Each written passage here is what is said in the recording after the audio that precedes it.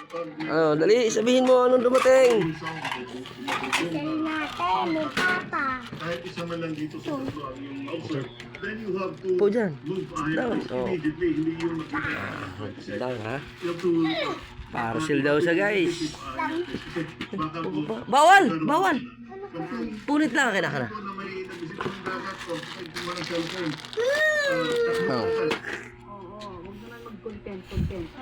Init pa. Maraming pong salamat sa pagtulong niyo sa amin sa paglaban sa ano na? fake news. Ayan po naman si Chief of Wow. Director Dr. Teresito Baculco.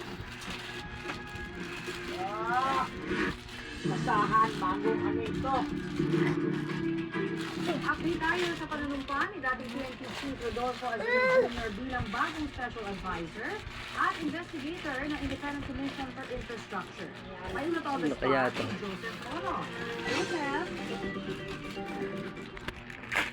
Wow. Just po iimbestigahan na ng Independent Commission for Infrastructure o ICI ang iniulat ng DPWH sa 421 na mga suspected flood control projects sa buong bansa. Yan nga ay nangyari at inanunsyo ng ICI sa oath-taking nitong si ICI Special Advisor. Sarap mo.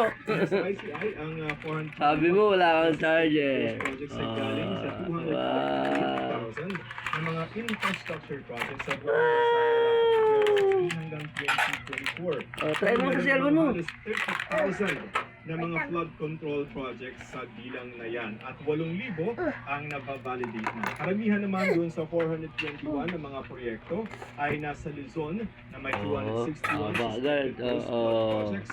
Sa Visayas may 109 at sa Mindanao na may 50. No need to comment. Kain muna, ay sa loob ng isang No, wait lang. inaasahan na mga pag-refer na sila ng mga reklamo sa Ombudsman. Samantala, ayon kay ICI Executive Director Attorney Brian Osaka, kung hindi sisipot si dating Apo Bicol Party List Representative Ano, balitan? sa pagdinig bukas ay maghahain sila ng petisyon sa Regional Trial Court na isight siya sa contempt.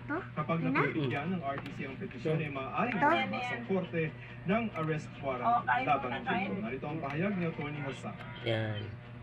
Sa process, Yeah. because as I mentioned before, Okay. there's no contempt powers by the ICC. So the process is pupunta kami sa court. Maraming salamat, Joseph Moro. Kapuso pong ito ay kausapin natin ang bagong Ito, fast charge. special advisor Fast at charging investigator mode. ng Independent Commission for Infrastructure. Si dating PNP Chief Rodolfo Aguilar. Uy! Magandang umaga. Yan! Welcome po sa Balitang Halo. Naulog. Ito yung na yung bago. Thank you very much. Parang hindi kasa. Tingin. Ayaw mo, diwag! Baka USB. Type-C ba? Prioridad na gawin sa ICI. Uy! Patay! Siya na ho kayong nanumpa bilang special advisor. Iba. at investigator. Apple today. Ayon sa aming coordination dito, Si model nito. umpisa na namin Apple. Ganire yan ha, ganire. Turo ko sa'yo ha. Ganyan! standard, Paladadan eh. Walang, wait lang. Saksak na ko. Di mo cellphone mo dito na saksak. Doon mo saksak. So, ginahirapan siya nga kanina.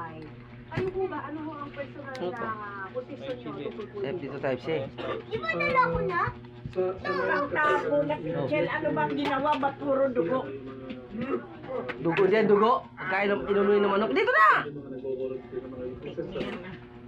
Nililinis, ninuhugasan ko. Tapos ang Tandaan, hawak. Malikot. baboy na. Yan. Yan, tubig lang yan ma. sinasabi nga ng mga projectors. Uy. Kaya pala, ayun, binubuhos ko, ayaw matanggal. Ano, ICI. Ah, Halika na, dali. na at least dito sa suggestion po ng marami na gusto nila makita for an open and transparent Huwag mo ibalik. I think isa po yan sa mga Yan, oh. nating chairman na si Commissioner Angie Reyes. But as